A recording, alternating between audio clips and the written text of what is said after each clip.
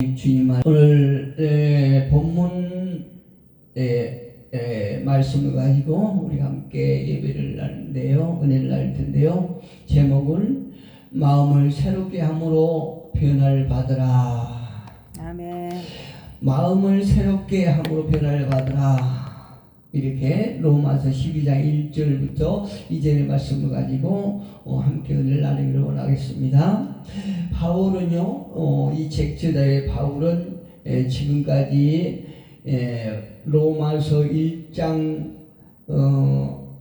1장부터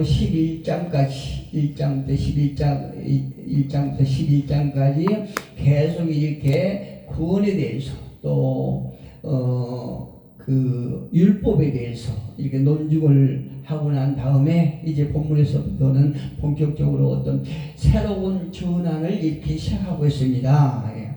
오늘 이 말씀을 전하기 전에, 본문에 들어가기 전에 로마서 3장 20절에 가보면 사도 바울이 이렇게 말하고 있어요. 그러므로 율법의 행위로 그 앞에 의롭다 하심을 얻을 육체가 없나니 율법으로는 죄를 깨달을 뿐이니라. 이렇게 말하겠어요. 우리가 굉장히 많이 들어본 말씀이죠. 다시 한번 봉독합니다. 그러므로 율법의 행위로 그 앞에 의롭다 하심을 얻을 육체가 없나니 율법으로는 죄를 깨달음이라, 깨달을 뿐이라. 이렇게 말하고 있죠.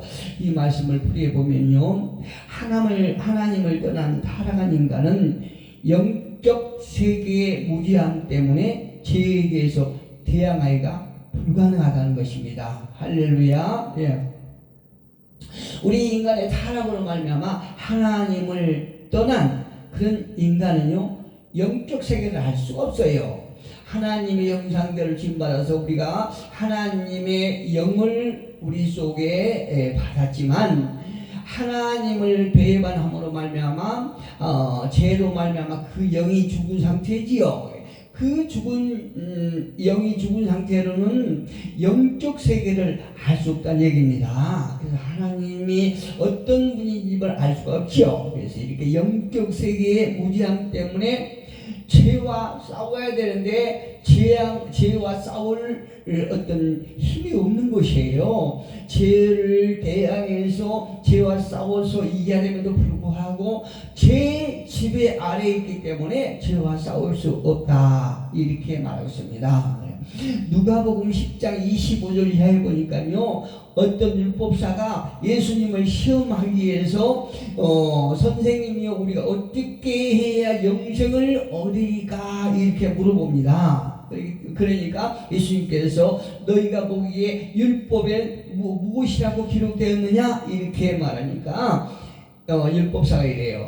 율법에는 모세의 오경 율법에는 너희가 마음을 다하고 뜻을 다하고 너희 정신을 다하여 하나님을 사랑하고 내 이웃을 사랑하라 이렇게 됐나이다. 이렇게 말하니까 그래, 그러면 너희가 그대로 행하면 살 것이다. 이렇게 말하고 있어요. 맞습니다. 예수님 말씀대로 우리가 율법을 다 행하면은 살 수 있어요. 구원받을 수 있다는 거예요. 그런데 지금 사도 바울이 로마서 3장 20절에서 말한 것처럼 우리가 인간의 타락함으로 말미암아 율법의 행위로는 율법을 다 이룰 수 없음으로 말미암아 우리가 구원을 얻을 수가 없고 단지 율법으로는 죄를 깨달을 뿐이다. 이렇게 말하고 있는 것입니다. 성경은 말씀하고 있죠. 율법의 행위로는 누구도 의롭다 하심을 얻을 수 없고 단지 죄를 깨달을 뿐이다. 이렇게 말하고 있다는 얘기죠. 할렐루야. 다시 로마서 5장 1절에 가보니까 또 사도 바울이 이렇게 말합니다. 그러므로 우리가 믿음으로 의롭다 하심을 받았으니 율법의 행위로 의롭다 하심을 받을 수가 없고, 왜? 인간 타락했기 때문에 받을 수가 없고 오직 믿음으로 의롭다 하심을 받았으니 우리 주 예수 그리스도로 말미암아 하나님과 화평을 누리자. 할렐루야. 우리가 믿음으로 의롭다 하심을 얻었는데 누구를 통해서? 예수 그리스도를 통해서 우리가 하나님과 우리가 저와 여러분이 화평을 누리자 이렇게 말했어요. 여기서 사도 바울은 믿음으로 의롭다 하심을 받은 사람이 누릴 수 있는 특권이 무엇인가라고 하는 문제를 우리에게 줍니다. 이제 그 죄 가운데 우리가 죄를 대항할 수 없는 그런 상태에서 예수 그리스도로 말미암아 이제 하나님과 화평을 누리는데 그 화평을 누릴 수 있는 특권이 무엇이냐? 그에 대해서 우리에게 해답을 주는데요. 먼저 우리가 그 달기에서 에베소서 2장 1절에 보니까 허물과 죄로 죽었던 너희의 예전 상태에서 죄 가운데 있는 상태에서 예수로 말미암아 화목을 이루고 누구와? 하나님과 화목을 이루고 하나님으로부터 인정을 얻는 안정과 평온한 상태를 누리게 됐다. 이것이 하나님을 믿는 의롭다 하는 자들이 누릴 수 있는 특권이에요. 할렐루야. 우리가 이 세상에서 많은 것을 소유하고 어떤 높은 권세를 권위자가 되고 또 어떤 명예를 얻기 위해서 발버둥을 치지만 이런 것도 중요하지만 우리가 정말 우리 영적인 상태가 살아서 회복되어서 하나님과 화평을 누리는 자들이 누릴 수 있는 그 특권은 우리 내면의 안정과 평안이라는 사실을 성경은 말해주고 있습니다. 그리고요, 그 화평의 관계는 다름 아닌 내면적이고 심령의 평화의 원천인 것입니다. 할렐루야. 우리 내면의 안정과 평온이 있는 상태에서는 우리 속에서 세상 사람들이 알 수 없는 생명수가 흘러나온다는 것이요. 할렐루야. 무엇 때문에? 하나님과 화평을 누린 상태에서 그렇다는 거죠. 그런데요, 이 평안은 우리 주 예수 그리스도를 통하지 않고는 결코 얻어질 수가 없다는 것이 문제예요. 할렐루야. 예수 그리스도를 통해야만이 그 평온과 평화를 안정을 누릴 수 있다 이렇게 말하고 있는데요. 요한복음 14장 4절에 가보니까 내가 곧 길이요 진리요 생명이니 나로 말미암지 않고는 아버지께로 올 자가 없느니라 이렇게 말하고 있어요. 할렐루야. 믿습니까? 예, 내가 곧 길이요 진리요 생명이니 나로 말미암지 않고는 아버지께로 올 자가 없느니라 이렇게 말하고 있는데 사도행전에서 이렇게 말하고 있어요. 사도들도 4장 12절에서 다른 이로서는 구원을 받을 수 없나니 천하 사람 중에 구원을 받을 만한 다른 이름을 우리에게 주신 일이 없습니다. 할렐루야. 예수 그리스도 외에는 어떤 이름도 우리에게 구원을 주는 그런 이름은 없다는 거지요. 그래서 오늘날 우리가 확실히 기억할 것은 예수님 외에 그 누구도 예수라고 하는 자는 전부 가짜라는 것이요. 전부이라는 거예요. 이른바 이만희가 자기가 메시아라고 그러지요. 지가 성령이라고 그러지요. 이런 자는 무조건 가짜예요. 우리가 더 보고 자시고 할 것도 없이 더 알아보고 생각할 것도 없이 그런 사람들은 예수라고 하는 내가 그리스도라 하는 자들은 모두 다 가짜라는 얘기입니다. 이 사도들도 얘기를 하지 않습니까? 구원을 받을 수 없나니 천하 사람 중에 구원을 받을 만한 다른 이름을 우리에게 주신 일이 없습니다. 이렇게 말했어요. 그래서 사도 바울은 또 얘기합니다. 8장 5절에서 그러므로 이제 예수 그리스도 안에 있는 자들에게는 결코 정죄함이 없느니라. 할렐루야. 허물과 죄로 죽었던 저와 여러분이 이제 율법의 행위로가 아닌 오직 믿음으로 의롭다함을 얻은 자들에게는 죄가 없다. 결코 누구에게라도 정죄함을 받을 수 없다. 이렇게 사도 바울은 얘기합니다. 이 로마서를 보니까 정말 구슬 같은 이렇게 어마어마한 말씀이 많더라고요. 바울은 또 죄로 인하여 고통스러운 상황에서 예수 그리스도를 통하여 구원의 감격을 감격과 하나님의 은혜를 깨닫게 된 거예요. 그래서 그러므로 이제 예수 그리스도 안에 있는 자들에게는 결코 정죄함이 없느니라. 할렐루야. 저와 여러분을 구원하신 하나님을 찬양합니다. 자, 봅시다. 우리 역시 예수 그리스도를 말미암아 구원받았음을 우리는 믿습니다. 확신합니다. 이제 그 누구도 우리에게 죄가 있다 없다? 없다는 거지요. 누구라도 우리를 정죄할 사람은 이 땅에서 없다는 얘기입니다. 그렇다고 우리가 죄와 무관한 것은 절대 아닌 것입니다. 우리가 현실적으로 살아가는데 매일 매순간 우리는 현실 속에서 죄와 치열하게 싸웁니다. 그렇지요. 이미 우리 내적 면에는 영은 이미 구원을 받았어요. 어떻게? 믿음으로 말미암아 예수 그리스도로 말미암아 우리가 내 영은 이제 예수님의 형상을 우리가 해보겠다는 얘기입니다. 그런데 이 땅에서 우리가 영은 구원받았지만 그러나 매일매일 현실 속에서는 죄와 치열하게 싸우는 삶을 살고 있다는 얘기입니다. 우리는 이미 예수 그리스도 안에서 승리를 얻고 있다는 사실을 우리는 믿습니다. 어디서요? 예수 그리스도 안에서, 예수 그리스도로 말미암아 예수 그리스도 안에서 우리는 예수를 통해서 우리를 죄에서 해방시켜 주신 하나님을 찬양합니다. 그러나 그렇다고 해서 모든 것이 해결된 것은 아니라는 거죠. 우리가 구원받은 것은 사실이지만 마음으로는 하나님의 법을 섬기면서 하나님의 법 지배 아래에 살고 있지만, 그렇죠? 살고 있지만 또 한편으로는 우리가 육신을 가지고 있기 때문에 육신으로는 죄의 법 아래서 살고 있는 이런 모순된 삶을 살고 있는 것이에요. 이것이 저와 여러분이 느끼는 매일 매순간 느끼는 현실이에요.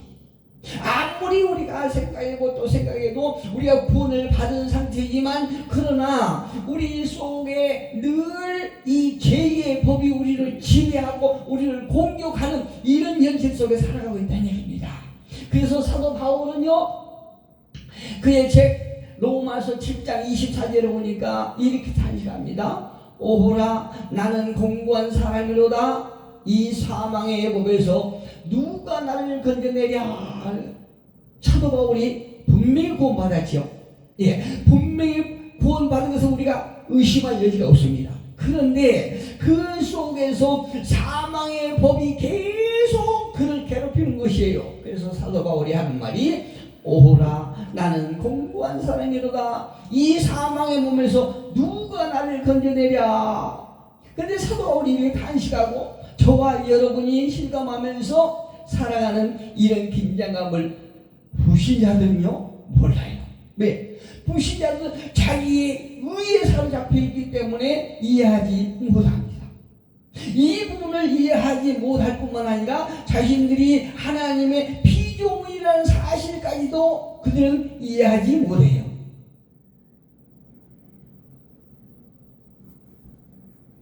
그러나 의인이면서 한편으로는 죄인인 성도들은 하나님의 법과 죄의 법, 또 마음과 육신의 모순을 실감하면서 비참한 현실을 깨달게 되면서 살아가지만 그러나 그리스도의 십자가를 바라보면서 우리의 몸이 속량되는 그날까지 믿음으로 우리는 힘차게 행진해 나가는 것입니다. 할렐루야.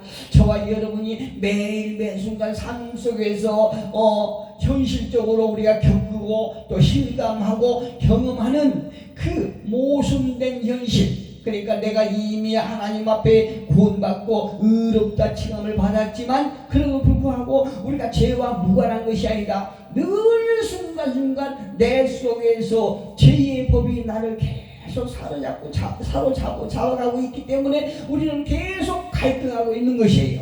그렇지만 그 속에서도 우리는 그리스도의 십자가를 바라보는 것이에요. 어떻게 해요? 십자가로 말미암아 예수 그리스도께서 우리의 죄를 대속하셨기 때문에 우리는 승리 승리한다는 그 확신을 가지고, 이미 승리했다는 그 확신을 가지고 우리는 예수님께서 우리의 몸을 완전히 속량해 주시는 그날까지 믿음을 가지고 우리는 힘차게 앞으로 전진하고 있다는 사실이에요.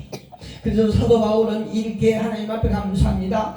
우리 주 예수 그리스도로 말미암아 하나님께 감사하리로다. 할렐루야. 사도 바울의 이 감사가 저와 여러분의 감사가 되기를 주님 이름으로 축복합니다. 자, 그러면 바울은 이제 본문에서 새로운 전환을 시작하는데요. 오늘 본문 1절 한번 봅시다. 그러므로 형제들아, 내가 하나님의 모든 자비하심으로 너희를 권하노니 너희 몸을 하나님 기뻐하시는 거룩한 산 제물로 드리라. 이는 너희가 드릴 영적 예배니라. 이렇게 말하고 있지요. 사도 바울은요, 이 로마서 독자들하고 한 번도 본 일이 없어요. 아직 본 일이 없어요. 그런데 이 서기에서 그 로마 성도들, 로마 사람들에게 형제라고 말하죠. 예, 형제들아 이렇게 말하고 있어요. 예. 아주 형제들이라고 말하면서 아주 친밀감을 드러내고 있죠. 이렇게 말하죠, 사도 바울은. 하나님의 자비하심으로 너희를 권하노니 이렇게 말하고 있어요. 근데 제가 가지고 있는 원어 성경책을 보니까 어떻게 말했냐면, 이 부분을 하나님의 자비하심으로 너희를 권하노라, 이 부분을 하나님의 자비하심으로 여러분에게 위로합니다 이렇게 간청하고 말하고 있어요. 하나님의 자비하심으로 여러분에게 내가 간청합니다 이렇게 어느 성경에 나와 있어요. 그러니까 지금 개역 성경은 조금 이렇게 어떤 명령적으로 얘기를 하는데, 어느 성경 보니까 아주 자기를 낮추고 진실한 마음으로 겸손하게 그 로마 성도들에게 하나님의 자비하심으로 너희가 아니라 여러분을 내가 위로하고 간청합니다 이렇게 권면하고 있더라는 거예요. 다시 말씀드리면 모세는 여호와의 이름으로 백성들에게 명령했습니다. 그런데 바울은 하나님의 자비하심으로 여러분에게 간청합니다, 공부합니다 이렇게 그 사도 바울의 아주 진실하고 겸손한 모습을 우리가 볼 수 있더라 이 말씀이에요. 1절에서 보니까. 그러면서 너희 몸을 산제물로 드리라. 역시 오늘 보니까 여러분의 몸을 산제물로 드리십시오 이렇게 또 어느 성경에 돼 있어요. 얼마나 부드럽고 그 말씀이 우리 속에 쏙 들어오는지 모르겠어요. 여러분의 몸을 산제물로 드리십시오 이렇게 말하고 있어요. 우리의 몸이 어떤 몸을 드리라는 거죠? 우리의 산 제물, 우리의 몸을 드리라고 그러는데 그 산 제물은 무엇일까요? 이것은 현재의 우리의 육신을 드리라는 것입니다. 할렐루야. 다시 말씀드리면 지금 있는 그대로의 자기 자신을 드리라. 여러분의 그 자신을 드리십시오 이렇게 사도 바울이 말하고 있다는 얘기예요. 네. 여기 로마서 6장 20절이니까 조금 우리가 더 이해하기 쉬운 말씀이 있어요. 너희 지체를 불의의 무기로 죄에게 내주지 말고 오직 너희 자신을 죽은 자 가운데서 다시 살아난 자 같이, 너희 죄를 불의의 무기로 죄에게 내주지 말고 오직 너희 자신을 죽은 자 가운데서 다시 살아난 자 같이 하나님께 드리며 너희 죄를 의의 무기로 하나님께 드리라. 할렐루야. 로마서 6장 22절에 그렇게 나와 있어요. 하나님께 드린 제사는요, 기본적으로 한 두 가지로 우리가 구분할 수 있어요. 먼저 하나는 속죄제를 통해서 하나님과의 화목을 이루는 것이고,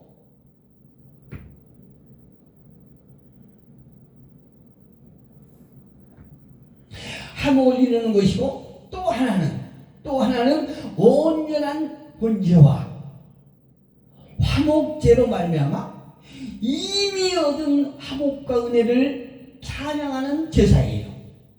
여러분, 사도 바울이 말하는 제사는 어떤 제사를 말할까요? 거룩한 산 제물로 드리라 이렇게 사도 바울이 말을 하는데요. 이 두 가지 종류 중에서 어떤 것을 말하고 있는 것 같습니까? 후자를 말하고 있어요. 우리가 드릴 이 제사는 온전한 번제와, 중요합니다. 온전한 번제와 화목제로 말미암아 이미 얻은 화목과 은혜를 하나님 앞에 찬양하는 제사예요. 그러니까 우리가 예배를 드리면서 기쁨을 표현하고 하나님을 입으로 찬양하고 우리의 행동을 통해서 마음을 다해서 하나님 앞에 찬양하고 감사하는 것이에요. 우리를 위하여 자비하심으로 베풀어 주신 화목을 감사하고, 그래서 우리의 몸을 하나님께 드리라고 공유하고 있는 것입니다. 우리도 아시다시피 옛날 사람은 소나 짐승을 가져와서 죽여서 제사를 드렸지요. 예, 죽여서 제사를 드리는데, 그러나 저와 여러분이 지금 드릴 예배는 이제는 어린 양 대신 예수님께서 단번에, 그러니까 온전한 번제죠. 단번에 십자가를 위해서 영원한 제사를 드렸기 때문에 저와 여러분은 몸과 더불어서 마음과 뜻과 정신을 가진 모든 것을 하나님 앞에 드리라는 것입니다. 할렐루야. 그렇다면 우리가 드려야 할 방법은 어떤 것일까요? 우리가 제사를 드릴 그 방법을 1절에서 잘 말해주고 있는데요. 산제물로 드리라 이렇게 말하고 있죠. 산제물로 드리라는 것입니다.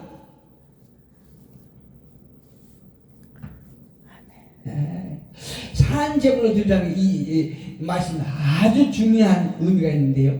산 것이라고 하는 것은 옛날에는 짐승을 죽여서 드렸지만 이제는 살아 움직이면서 활동하는 우리의 생활 그 자체를 드리라는 것입니다. 할렐루야. 옛날엔 짐승을 잡아서 하나님 앞에 제물로 드렸지만 이제는 살아 움직이면서 활동하는 우리의 생활 그 자체를 드리라는 것입니다. 이해가 되시나요? 예. 그러면 살아서 움직이는 우리가 생활하는 그 자체가 우리가 하나님을 모르는 불신자들을 얘기하는 것이 아니고 늘 말씀과 우리의 삶 속에 하나가 되어서 주님과 동행하는 그 삶의 자체를 하나님은 산 제물이라고 말씀하고 계시는 것이에요. 예를 들면 야고보처럼 한 번에 순교하는 것은 매우 어려운 일이죠. 자기를 죽여서 하나님 앞에 드리는 것은 매우 어려운 일입니다. 그러나 저는 이 말씀을 묵상하면서 매일매일 주님을 위해서 요한처럼 일생을 산다는 것은 어떻게 보면 야고보가 한 번에 순교하는 것보다도 더 어렵다고 생각해요. 저는요, 우리 일생을 매일매일 순간 하나님을 묵상하면서 하나님과 동행하면서 빛과 소금의 역할을 하는 것이 얼마나 어려운지 몰라요. 그게 하나님은 사도 바울의 이 입술을 통해서 거룩한 산제물로 드리라고 말해요. 여기서 거룩한 산제물은 흠이 없고 순전해서 하나님께서 기뻐 받으실 이런 영적인 것입니다. 할렐루야.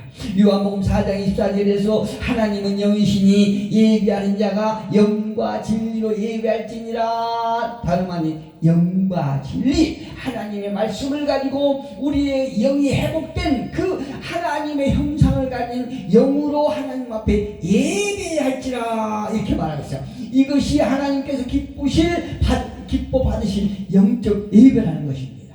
그렇다면 영적 예배는 어떤 것일까요? 옛날처럼 남들 보기에 어떤 외형적이고 또 형식적이고 또 의식적이지 않는 그런 예배자가 되기 위해서 사도 바울은요,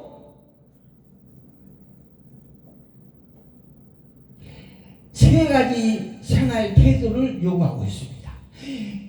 오늘날에도 참 안타까운 것은 어떤 사람들은요, 이 강단을 대단히 신성시하는 사람들이 있어요. 이 강단을 신발 신고 올라가도 안 된다. 또 말씀을 선포하는 선포자 외에는 강단을 올라오면 안 된다, 이런 의식을 가지고 있는 사람들이 있어요. 그런데요, 우리 한번 생각해 봅시다. 이 강단에서 하나님의 말씀을 거룩하게 올바르게 선포할 때에 이것이 아주 영광된 것이지만, 여기서 사람의 말을 하고 하나님께서 하시고자 하는, 하나님의 의도와는 상관없는 그런 말을 할 때 이것이 어떻게 거룩한 것이 되겠습니까? 그런데 이곳에서 엉뚱한 말을 하는 그 자체를 우리가 다시 한번 깨달은 것이 아니라, 단지 형식적으로 이 강단이 그냥 거룩한 신적으로 우리가 신적인 개념으로 받아들여서는 안 된다는 얘기죠. 사도 바울은 우리가 하나님 앞에 영적 예배를 드린 세 가지 태도를 말하고 있는데, 생활 태도를 얘기하는데, 첫째, 오늘 본문을 보니까 이 세대를 본받지 말라고 말합니다. 이제를 보니까 너희는 이 세대를 본받지 말고 라고 말하는데요, 그렇다면 이 세대가 어떤 세대일까요? 장차 올 메시아적인 영원한 세상하고는 반대되는 세상을 얘기하고 있어요. 저와 여러분은 다시 오실 마라나타의 예수를 우리는 기다리고 있습니다. 우리가 장차 영원한 세계에서 하나님과 예배하면서 있을 그 세계를 우리가 소망하고 있습니다. 그런데 여기 사도 바울이 말하고 있는 이 세대는 우리가 생각하고 있는 그 세대와는 정반대의 세상을 얘기하고 있는 거지요. 다시 말씀드리면 하나님께 반역하는 세상, 그러니까 하나님의 약속 밖에 있는 세상, 소망이 없는 세상, 어둠이 지배하고 있는 세상을 얘기하고 있는 것이에요. 그래서 구원받은 성도는 이 세상의 풍조와 상황에 순응하거나 변질되는 것이 아니라, 오히려 이 세상의 많은 어떤 시스템을 거부하는 이런 삶을 살라는 얘기입니다. 할렐루야. 악한 세상의 생활 방식에 젖지 말라, 이렇게 말하고 있는 거죠. 두 번째는 오직 마음을 새롭게 해야 한다라고 말했어요. 여기서 이 말은 연관은 약간 다른 의미가 있어요. 다시 말씀드리면은, 여기서 마음을 새롭게 하라고 하는 것은 인간 본래의 이해력, 또 도덕적인 생활, 사고력, 또 판단을 새롭게 하라는 것을 말하고 있습니다.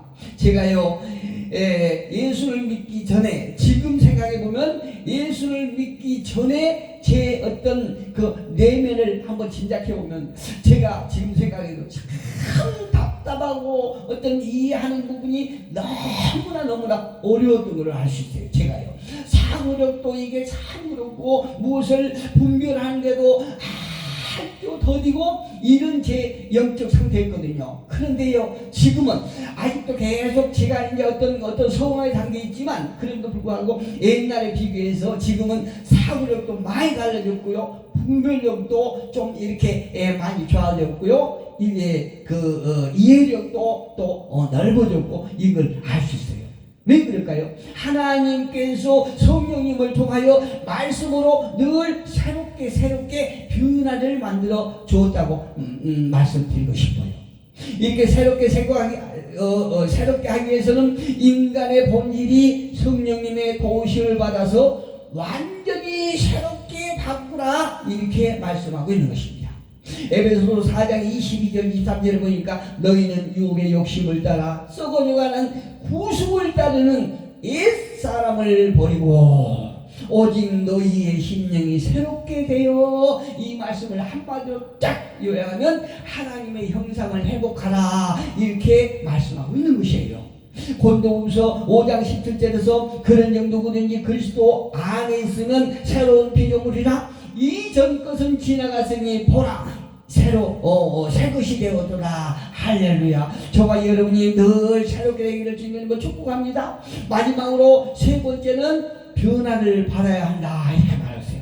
조금 전에 말했던 것처럼 옛날 우리의 의식이나 세상이 그대로 머물지 않고 성령의 본질적인 개혁에 의해서 내적인 본성과 인격의 근본적인 변화를 받아내는 것입니다. 우리가 목사라고요, 집사라고요, 장로라고요, 다 그 의에 이른 것이 아니라는 얘기예요. 아무리 목사, 장로, 전도사, 집사, 권사라고 하지만 내 내면이, 내 내적인 본성이 바뀌지 않으면 언제라도 타락할 수 있고요. 물론 타락할 수 있는 가능성도 다 있지만 그럼에도 불구하고 늘 흔들리고 하나님의 뜻을 알지 못하는 이런 사람이 되는 것입니다. 감사하게도 내적인 인격이 근본적으로 바뀌게 된다라고 하면, 그렇게 된다라고 하면, 또 영적인 변화가 우리에게 일어난다라고 하면 어떤 일이 일어날까요? 사람의 생각과 느낌과 행동을 주장하는 중심기관인 마음이지요. 마음이 우리의 느낌과 행동을 주장하고 있어요. 생각을 주장하고 있습니다. 그런데 이 마음이 그리스도 안에서 본질적으로 변화가 되고 새로워진다면 어떤 일이 일어날까요? 하나님의 뜻을 알게 되고 무엇이 선하고 하나님께서 기뻐하시는 것이 무엇인지 알게 되고 또 온전하신 뜻이 무엇인지를 알게 될 것이라고 오늘 본문에서 분명히 말하고 있습니다. 너희는 이 세대를 본받지 말고 오직 마음을 새롭게 함으로 변화를 받아 하나님의 선하시고 기뻐하시고 온전한 뜻이 무엇인지 분별하도록 하라. 우리가 우리의 마음이, 우리의 생각이, 우리의 생활의 태도가 바뀌게 되면, 변하게 되면 이렇게 하나님의 뜻을 알게 된다는 거요. 무엇보다도 우리 마음을 새롭게 변화를 받아 영과 진리로 예비하는 저와 여러분이 되시기를 예수 그리스도의 이름으로 축복합니다.